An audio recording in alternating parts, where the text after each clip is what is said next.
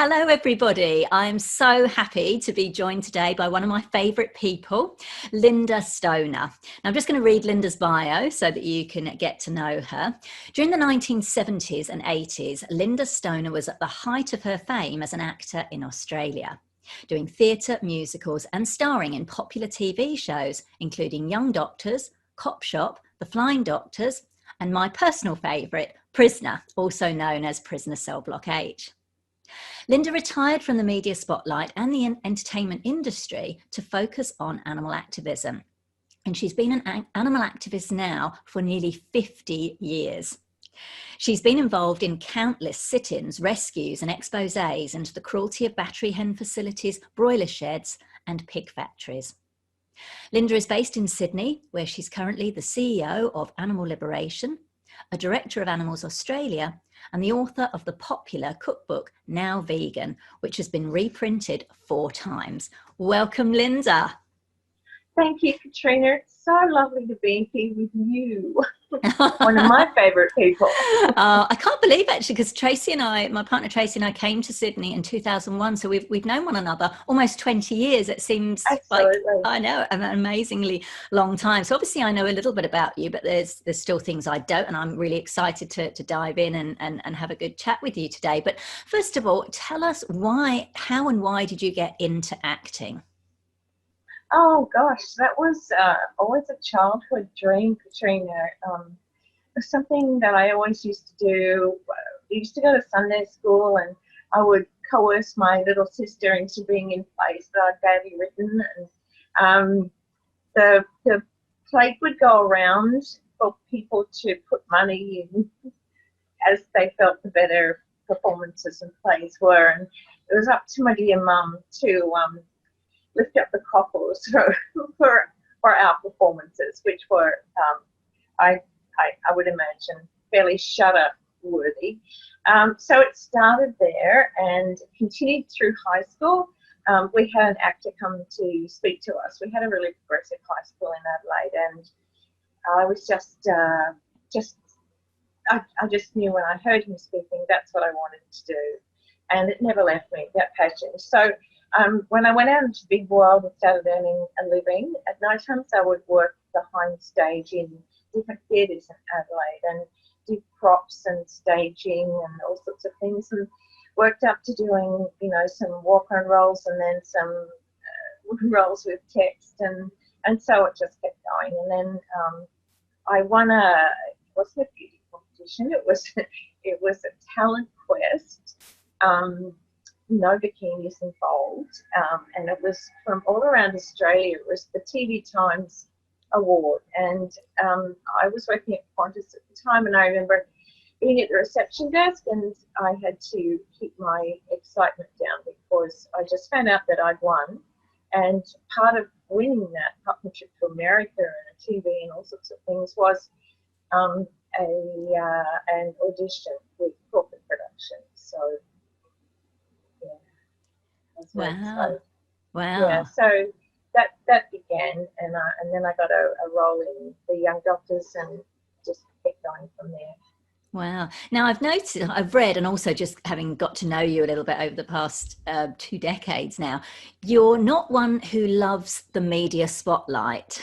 You'll do anything sometimes I know when I try and photograph, you're like, no. So, so I'm curious, how did you handle it? Because just to give some context, particularly for people, watching who are not, outside of Australia, like you were really famous, like in the 70s and 80s, you were called a sex symbol. You were on the cover of magazines. You were constantly in the media. You were really at the, absolute height of your fame. So how did you handle that media side of things? I know you loved acting and, the creative part of it. How did you handle the media spotlight at that time? It was really part of our job. We had to do it. Like going to things like the Logies is the antithesis of my idea of a good time. And I only went once because Crawfords were very frowny about me not going. I went once. It's just, I'm not comfortable in that sort of environment. To take each person in that room on a one-on-one would be delightful and heavenly, but I'm more of an introvert, and so doing that sort of stuff was, it was part of the job, but it was part of the job that I wasn't always comfortable with, and yeah, I'm still not.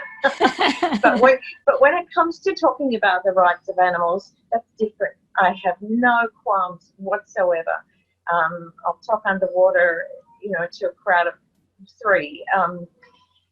Anyway, I can get the message, and having that high profile as I did back then meant that I could reach people about the rights of animals in a way that a lot of people might not have been able to do it. So, not to diminish my acting work, because I loved it. It was fun. I made great friendships, and it was an absolutely incredible part of my life. But it also did give me the chance to speak about, my epiphany was Peter Singer's book, Animal Liberation. And I felt once I'd read that, it only took 3 chapters, and my whole life changed. It was my epiphany. And so I felt that once I had this knowledge and I shared it with other people, they would automatically just stop abusing animals. And that was a learning curve for me, which I'm still on at my antiquated age. You're hardly antiquated. You've got many more years ahead. Yeah. So I'm curious because that's interesting, because like you said, acting was your passion, like from when you were a young girl, and you got your dreams. And yes, you weren't keen on the media spotlight of things, but like you say, you saw it as a way to use your platform. But you basically left it, the entertainment industry, to concentrate full-time on animal activism. And I know you said, you just mentioned you read Peter's book. That must have had such a profound effect for you to actually, because you could have just stayed, like, if we look now, we've got celebrities like Joaquin Phoenix, who's an actor.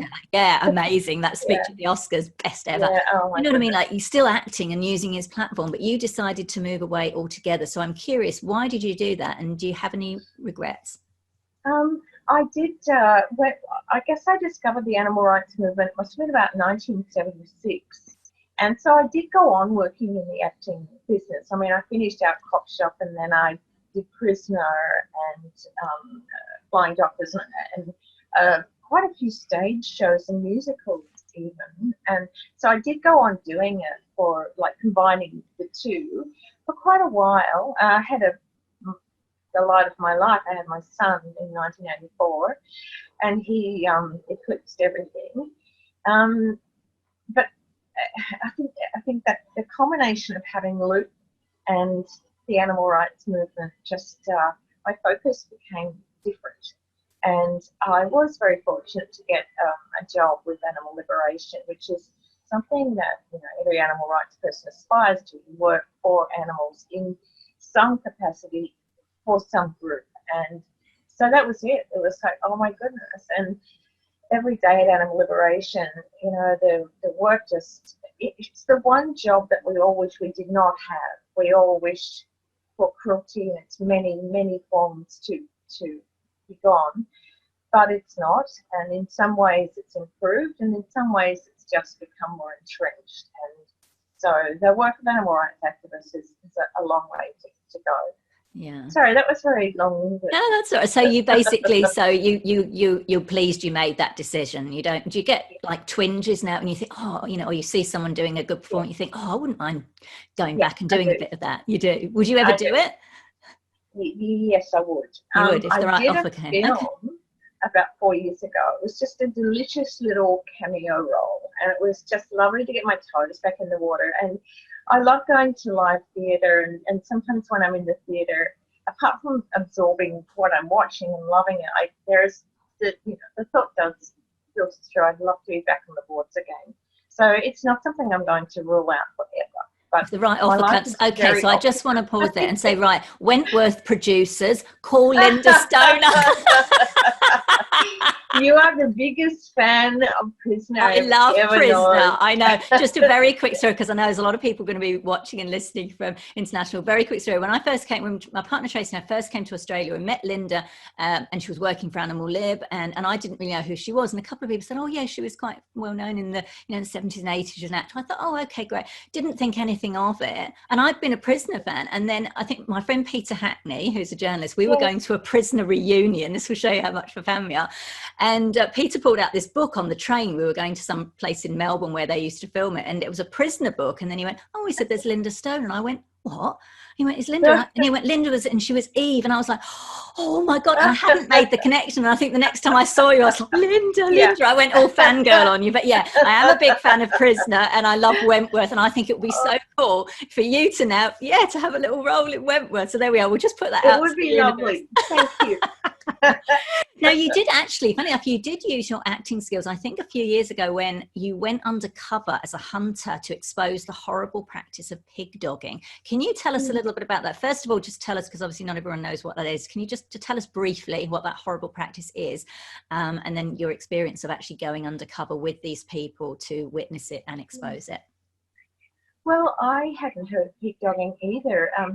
We still have a cruelty hotline at Animal Liberation, and it was at the time I was answering that phone all the time, and a sort of very gnarled, rough-sounding bloke who sounded like he'd been there and done it all rang up, and he was so upset about this thing called pig dogging, and I just couldn't believe what I was hearing.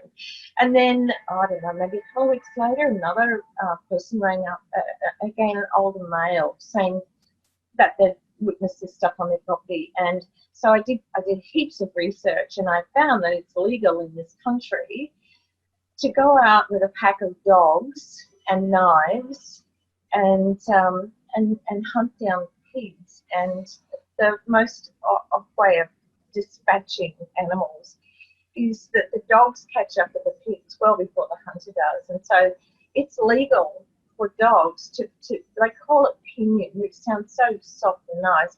It actually means the dogs can bite onto the faces and ears of the pigs, and they do a whole lot more before the hunter gets there. And so you see these animals screaming, and they've got dogs hanging off them, and then the hunter comes in and usually pulls the pig up by his or her back legs, and then violently kills the animal with a knife, and that might take up to 10 stabbings. And so I heard all of this, and I just thought, I have to do something. This is appalling. And then I found out that the Game Council, which is now defunct, which is good because we were paying for the Game Council, they were having a pig dogging workshop, and this was to attract the creme de la creme of pig doggers. And so I went out and I bought a dark wig and glasses and a wedding ring, and a colleague and we went undercover as would-be pig doggers and went and joined the workshop. I mean, obviously I was very nervous because I thought somebody might just whip my wig off and go. But my colleague and I were, we were in character, and I think we came to believe half the time what we were doing. And the awkward times was when there were lunch breaks and there were just trays of meat around, and you walk into this place and it's just the heads of animals everywhere. It's just glorifying killing. It was the most obscene thing I'd ever witnessed. And so we were shown how to stab a pig. They didn't have a simulated pig. They had a rubber deer. The whole thing was so amateurish, and after we we were told at this workshop to be very careful who you speak to. Be very careful. We, on social media, because those greenies are out there, and we were called Mr. and Mrs. Green, and just standing there, agreeing with these people. You must be very careful about who hears what you're saying. But we did learn quite a lot from the things that were said at this place, and then.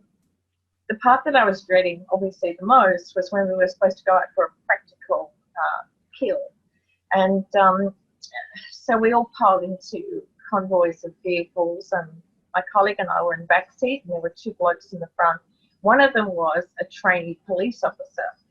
And it was disgusting. The guy who was driving and the would-be police officer were aiming their fingers like bang, bang at every animal, every cow, every sheep. It was just unbelievable. I mean, just the lust for killing.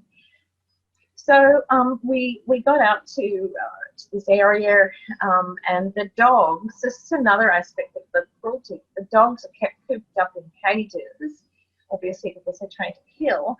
And so by the time they're let out of their cages, they just go poof. And whatever, however fast dogs go, they were going at it. And I think because of the amount of vehicles, thankfully the pigs had heard and had fled. But that's what happens when people go pig dogging, is that they might catch one pig, but the others disperse to all areas. And the other thing that pig doggers are renowned for, they talk about being conservationists and trying to save the habitat. Well, that's just bunkum, because we were privy to I've got footage, in fact, of piglets being released by hunters and baby deer being released by hunters. So that puts lie to their claim that they're conservationists. It's just they simply love killing. Yeah. So how did you handle that? Like, that must have been a really hard act, because like when you're acting, and I know I've heard, when someone's doing an acting job and they have to really go deep, it can be quite emotionally draining, particularly if it's a traumatic scene or over a long period of time, but it's still acting, whether you're on a set or on a stage. But you were actually kind of there, undercover, kind of doing that. How did you cope? And I guess that follows on to my next question is over your, 50 years of animal activism, you've seen and you continue to see and witness and hear and learn about some absolutely terrible atrocities. I know every time if I'm scrolling through social media and I see like one image, and it just, you can feel your heart break. How do you cope with all of that and keep your mental health to a point where, you're not just falling apart and completely traumatized? I have to say, Katrina, that the closest I came to going under was I had been we got an expose on the 7:30 report, and then pig doggers became more savvy about not posting YouTubes because that was the best ammunition we had against them. So I would have my face in these YouTubes day after day after day after day, pregnant pigs being cut open and every obscenity, and I did this for week after week after week, and it really affected me really badly. And so, in answer to your question, we all have to look at this stuff every day. That's our job. And I, a lot of the fact that we're working in this environment and we're doing as best we can to change things, I think that helps a great deal. Like, we still feel helpless in the face of violent cruelty of any kind, but in the actual doing of, working on campaigns or whatever it is that we are doing, it's quite strengthening. And look, the ocean is my balm. The ocean is my salvation. Whether it's smelling the ocean, listening to it, seeing it, being it. I mean, I live there during summer, and reading. I mean, I've just got thousands of books. And what kind of books do you read? Anything and everything. I'm a voracious reader. I have been since I had a torch under the bed blankets reading In of Lightning. It's just my favorite thing in the world. So that is, and it's lovely to work with kindred spirits, because we're all there for each other, and it's really important to know that you can reach out to someone who's been going through something similar. And yeah, I don't know. Over 50 years, I'm not saying I'm inured at all. In fact, I'm more raw now than I ever was. But I've just found a way of handling it. And so reading and watching, I think it's important to do, like you say, to have something that you do outside of that, so that you're not constantly do you find with that imagery, do you have nightmares? Do you do something where when you go to sleep at night you can kind of compartmentalize it in some way? Because I'm just curious how you... My son introduced me to meditation, and that's been wonderful. It's been so great for my son Lou, and over the last couple of years I've undertaken, and I try to do some every day. I certainly do every, for long periods on the weekends, but and being mindful, all those things really help. And I love to laugh. I love laughing, and so I try to just engage with the lightness of life, listen to beautiful music and classical music and flowers and plants. Our flat is like a greenhouse. and there's more lobbying in soon. And so those things, the beautiful things in life, they are my bedrock. Yeah, I love that. I think that's so important to see the both sides, so you're not totally in the darkness and the horror, to help keep you going like you have for such a long time. You know, many people would burn out because they're only focused on that and only the negativity, which can be incredibly draining. So thank you for sharing that. Now, you mentioned you've been working with Animal Lib, and you kind of rose up the ranks in Animal Lib. I think you've been media officer, and then when Mark Pearson left, who was the executive director, he became an MP in as part of the Animal Justice Party, which is fantastic. And you were asked to, or you stepped into the role of CEO, which is obviously, you know, a leadership position. So I'm curious, what was your first reaction when you either found out or were asked to step into the CEO role? Was it kind of like, yeah, of course, I've got this? Or was there any imposter syndrome or any, you know, so what was your... Yeah, it started off as imposter syndrome, absolutely. And then, I didn't want to upset anybody or just, you know, but then I realised that I had something to bring to the role over the decades, and I certainly have, you know, my head is full of the history of the animal rights movement, and there's very little that I haven't experienced or, you know, been a party to. So, no, it fit very well, and it continues to. And I've got an amazing team of people. They are, all of them, without ego, without artifice. They are just passionate, absolutely dedicated, and quite brilliant young people. And it's a really cohesive and warm team, and we all help each other, and it's just a very good fit for all of us. Yeah, I love that you said that. I just want to pause on that just so that we can let that sink in. Even someone like you with all your years of experience felt that initial imposter syndrome. Who am I to do this? But it's like, Lynda, who are you not to? And it's interesting because we all do. We all get it when I think a lot of women particularly get it. And I don't like to gender stereotype, but I think generally speaking, a lot of women do get it. I've certainly heard that even like the most successful, like you would appear outwardly successful women will still say, oh, you know, I felt a bit, or I feel a little bit of imposter syndrome. So I just want to kind of throw that out, that we all get it. But I'm obviously delighted that you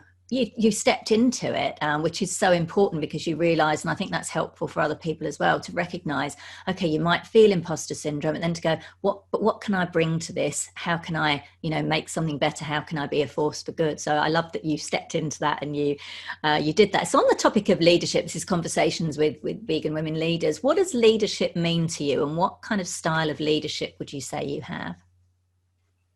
I would never ask any of our staff to do anything that I wouldn't be prepared to do myself. I also get slightly, not that we have it in our team, the antithesis of that, but for anyone to be, sorry, this is going to sound very gender specific, princessy about things, or I'm too good for that, I only do that. It's like, I don't have time for that.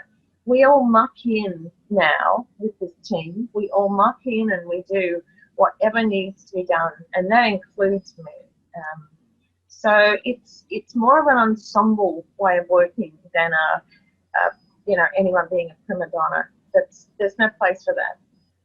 Yeah. Nice. I like that. That's a good style of leadership, I think, where you're there. It's not, because I've read as well, you know, like leadership is about helping other people become leaders in whatever they do. And it sounds like you very much do that at Animal Lib. And I've certainly seen that, you know, you're always lifting other people up. And I love, in another life, maybe I should have been a theatrical agent, because I love spotting new talents, seeing people who come into work as volunteers, and just at the back of my head, I've got, right, when the moment comes that we can grab you. I love seeing people grow, and I'm honoured to witness that with our team at Animal Liberation. There's nothing these wonderful people won't do to, you know, for the organisation and for animals. It's just, it's good to be able to pick talent or skilled people early on nurture that. Wonderful. I love that. I love that. Now, you were in a relationship with actor Peter Sumner and you had your son Luke, who we'd mentioned, and I believe you'd separated a few years before he died in 2016. But it can be quite difficult. We've heard this quite a lot in the animal rights and the vegan community. It can be quite hard to find, a partner, a romantic partner, because we have a certain set of values. So I'm curious, how have you navigated that over the years, and what advice might you have? It is, and I hear people talking about difficulties of sharing a home with a meat eater or something. I don't know how you do that. It must be awful. But when I met Peter, before we got married, I took him to see a film called The Animals Film, which was, let's say, a precursor to Earthlings or Dominion. It was powerful. Richard Schoenfeld wrote and directed. Julie Christie narrated it, and so I took Peter to see that film. And that was it. When we came out of there, he was shattered and changed. He was already vegetarian, thankfully. And so for our wedding, there was no leather allowed. There was, it was obviously vegetarian back then. That was 1982. And Peter was a great, he was wonderful in the work he did for animal liberation. He did a lot of filming for us, and he put together advertisements, and he starred in one, and he was always writing. He became a director of Animal Live for a while, and so, with regards to that, we shared that passion, and I'm now with Darren Hinch. I was going to ask you about that. I read about that. Back with Darren. And let's just tell the audience, because that is a fascinating. I didn't find out about this till yesterday, I think, when I was doing some research. And I was like, oh my gosh, now you actually were with Darren about 40 years ago. Darren Hinch is a media personality in Australia, former senator, and you were engaged to him back in, I think it was 1981, and you broke it off. Now 40 years later, you broke it off for Peter, and then he married Jackie Weaver, who I think a lot of people know, amazing actress, and now you and Darren have come back together 40 years later. How did that do you know what brought us back together? 1080. It's one of my absolute obsessions is to rid this country of 1080 poison. And when Darren was what does that do, just for international people? So 1080 is a poison that's used. Yeah, 1080 has been banned all around the world except New Zealand and Australia, and it's just used willy-nilly. It's not species specific. Like, if a dog dies horribly and in the most unbelievable agony imaginable from this poison, it's such a slow death. And then a carrion bird comes along and pecks at the corpse, and the bird will come down with poison. It's a dreadful thing. And in parks around Australia, you'll often see warning signs for 1080. You have to stop putting it down. And they dropped 1 million baits in New South Wales this year, which is just incredible. And they don't seem to care about the native animals who are also at peril because of this. It's madness, absolute madness. Right. So we had amassed a whole lot of signatures against 1080, and my son drove me to Canberra to have a meeting with Darren, and that went very well. And because he was a senator at the time. Yeah. It was the live export that brought us together 40 odd years ago, and this time it was 1080. And so we had dinner a couple of weeks later, and that was that. I'd just like to say that Peter and I stayed friends, even though we separated. We were like sort of best friends right up until he passed away, and I think we were very lucky to have that. We never got divorced. It was just neither of us intended getting married again. So but it's lovely being back. It's important, really lovely. From you, it's important to actually have someone share your values for you. And it's different with some people. I know some people can live with people who eat meat, and whether they're hoping to change them or they just kind of work around it. But for you, it seems it's very important to have someone who meets you on that, regardless of other differences that you might have. Absolutely.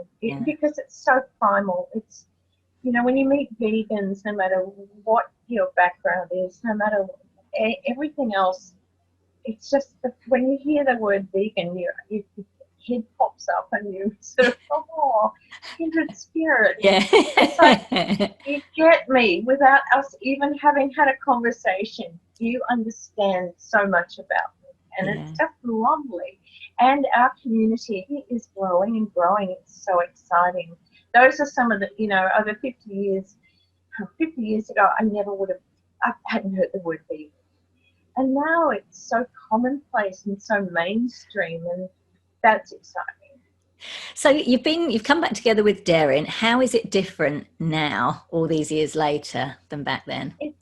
It's lovely because we are so much older. We've both had much grass grown underneath both of us. We've experienced a lot of things in our life. Now we have nothing to prove. I don't mean to make it boring because it's anything but it's comfortable. It's just lovely, and because we have so much history, and now we've got this new part of our relationship, and it's just, and my son is really fond of Darren, and he of Luke, and this time around it's more, because we're so much older, I think that I don't know, I can't really explain it, Katrina. It's just, it's lovely. How did it come about? Because you've been friends with him for a while, like you've known him for this time. How did it? So you went for this thing. Like, did it just sort of happen? Like, did he just kind of go, "Oh, I think I'm back in love with you"? And you thought, well, how did it? It's just, I think it's lovely and it's beautiful. But how did it happen that you were both just friends, and then did it happen literally at that meeting, or was it kind of more afterwards? You were both started thinking. Sort of. I mean, he's been married so many times, so he's always been taken. But we've always been friends. He's a much married person. But after the 1080 meeting that we had dinner down at near where I live, near Bathurst Pavilion. We were, on the water. The moon was out. It was all very lovely, and we just allowed ourselves to express what I think had been there before, but you stamp it down because it's not appropriate or it's not the right time or whatever, and this time it was the right time. Oh, I'm so happy. It's like when I told Tracy, I said, look, because I think there's an article in New Idea. I'm like, look, Lynda's with Darren Hinch. She was like, and we've spoken. I'm so happy that you found love again. I think that's wonderful. It's a miracle. It's beautiful. Now I'm going to ask you a question on the topic of love. I'm going to ask you a question, and I know you're going to find this a bit difficult to answer because I know you, but I'm going to ask you to dig deep and answer, because I think, particularly again, not trying to be, gender, too gender stereotypical, but I think a lot of women have a difficult time with this. And it sort of, touches back on what we talked about earlier about, the imposter syndrome not being enough. So I'm going to ask you to dig deep and just go for it. What do you love most about yourself? That I am tenacious, that although I may be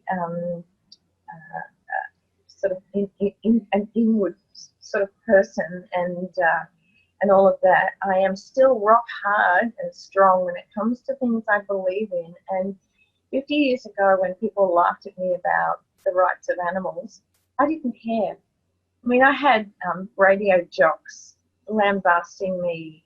I can't tell you what it was like, just extraordinary. But I knew I was right, and nothing and no one in the world could have changed me from believing in the rights of animals. And so that's what I like about myself, is that I won't be dissuaded from things that I believe in. Yeah, I love that. And I love what you just said about the radio jocks, because particularly I can imagine as because you were a young woman back then, and you'd been kind of held up as this sex symbol, and a lot of focus put on your looks, and everything. So did they, like when they were insulting you, like did they use your gender against you, like, oh, she's just a bimbo, or she's this, and call you names? And no, they called me, they used expressions like a slice less than a loaf, stuff like that. But I had done so much research, and there was nothing that anyone, I made it my life's work to find out everything so I could speak for animals and not have anyone say, oh, that's not true, so I'm just going to dismiss everything else. I just I just read and absorbed and researched everything so that I could do the best job possible for animals. And so they could never accuse me of being a ditz. That was one thing that was never labelled at me. They thought I was weird, and I had people saying, well, it's just a fad, you'll grow out of it, stuff like that. Yeah. Well, 50 years on, the fad's still with me. Absolutely. So I love that because obviously it's horrible when people criticize us or, say, when we can see on social media, the trolls come out and it can be quite vicious. So I love that you said that your determination to speak for animals is what's got you through to help you develop that resilience to kind of, ignore all of that and focus on the job at hand. So I love that. Absolutely. And back before that, people laugh and say you're an Adelaide, there's no way you're going to be active. So it's just like this internal strength where I'm certainly not up myself, far from it. But there's something that locks in, and it goes. I can just quietly go, no, I'm going to do this, and I do, and that's what I like about myself. I love that. Yeah, and I'm so glad I got you to say, because you're someone, as I know, Lynda is someone who always champions others. You will always, put other, like at the Animal Lib annual events, like the Christmas party, and you'll always want to champion other people, and it has to be someone else. And you're so gorgeous. Either me or somebody else always has to say, and now can we please celebrate Lynda, because I know you'll celebrate everyone else. So I love that you answered that, and you answered it beautifully. I love that, and you are a very tenacious woman. Now, interesting, at last, just to wrap up a couple of questions. Now, you had a major injury recently, and I'm curious, because that can make any of us feel vulnerable, being sick or having an injury. How did that impact you? How did you handle that? How did it impact you? It's still ongoing. I'm still walking with a stick, but so what happened? You broke your back, did it, or you? I had back surgery, right? Yeah, and it didn't do any good. So once the lockdown thing is over, I know you're dancing, and I just think that's glorious. I'm going to start going back to Pilates, because I found that helped. And look, the first time you go on a stick, you feel all sorts of things. You feel vulnerable, you feel like you've aged 50 years, all manner of things. But then it's like, perception is everything. You swing it back, you go, I'm upright. Yes, I have a stick to help me at times, but I'm walking. How lucky am I? I'm so lucky. And that's my perspective on some of the little tiny issues I'm going through at the moment. I am so blessed. I love that. I love that. I feel the same, because I've spent years, like, particularly when I was younger, disliking aspects of my body, and it took me probably till my 40s to kind of do something similar to what you've just said, to actually kind of go, what, hang on, I've got a body that works. I can get up. I can, do all these things. What I mean? And it's that total mind shift. It does shift it, and they just become, those little, it's like, well, I'm just happy with it, and you can learn to love it, and in all of its forms. So I love that you said that. That's such a great perception, going from, okay, I can imagine, it should be someone like you, because I know, you're very glamorous, you like, we love bling, you're my sister in bling. We do. And that, to be honest, it must have been an issue, but I love the way you turn that around to go, well, okay, I've gone from being flat on my back, now I can be upright, I can continue to do my work and go from there. So I love that. Wonderful. So just to wrap up, final question, what would you say have been a couple, I know we probably touched on this a little bit, what have been a couple of key lessons that you've learned, either about yourself, about life, that you would like to share with other vegan women leaders? Just believe in yourself. Even if you're an introvert, and your whole family or your best friends try to talk you out of something because they don't want to see you hurt or disappointed, ignore it. Ignore it all. If you've got something burning in your belly and you really want to go for it, don't let anyone dissuade you from that. You just do it. Just, believe in yourself. Wonderful. I love that. It's been so good. I mean, I know we've known each other, and sometimes we get little catch-ups now and again, but it was so nice to have this conversation with you, Lynda. You shared some wonderful insights, and I think you're certainly an absolute inspiration, and I'm sure people are going to love this. And so are you, may I say. I'm very honoured to be your friend, and I've so enjoyed this, Katrina. It's been lovely. Thank you so much, Lynda.